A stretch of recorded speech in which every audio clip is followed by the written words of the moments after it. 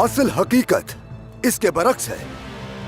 हम पर हमला अमीर गुमुश्तगिन ने किया था और अपने इस जुर्म को छुपाने के लिए यह झूठा गवाह ला खड़ा किया।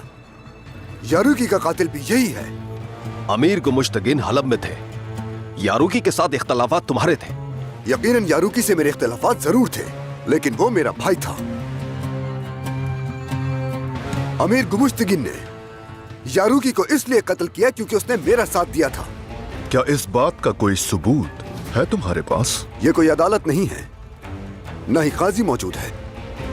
हर एक को अपने जमीर के मुताबिक फैसला करना है।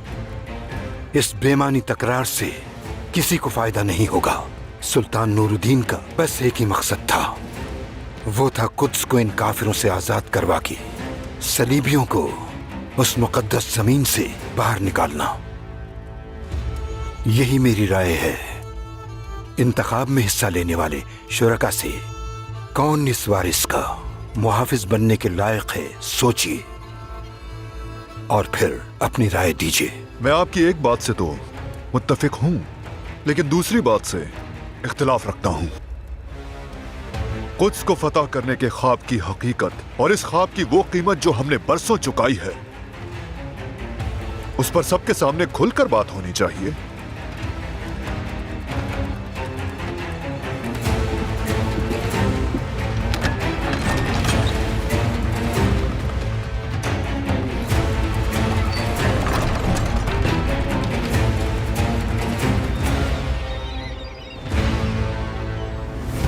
कुर्तुबा में अल-मुवाहिद उमरा से मुलाकात के बाद हमने उनके साथ मिलकर सलीबियों की तिजारत को कमजोर करने के मकसद से खुफिया मंसूबे बनाए। फिर हमारे पास वेनेदिक के ताजिर आए और उन्होंने बताया कि एक बहुत बड़ा खजाना यरूशलेम भेजने के लिए गार में छुपाया जा रहा है, लेकिन वो एक साजिश थी और हमें कैद कर लिया गया। कौन था इस साजिश के पीछे?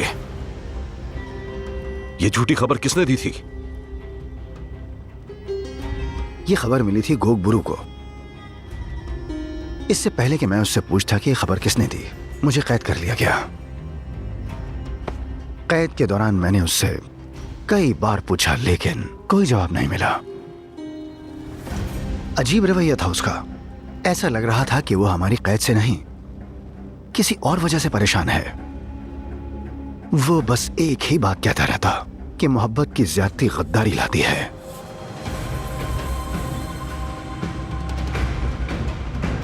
लेकिन तुमने हमें कैसे ढूंढा?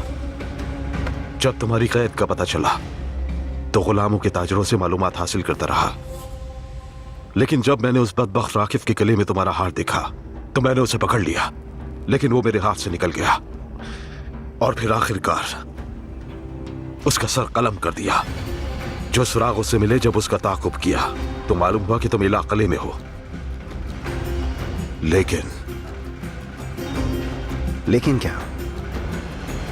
सायरा के हाथों कैद हो गया। फिक्र मत करो बोरू, ज्यादा तवील नहीं होगी तुम्हारी कैद।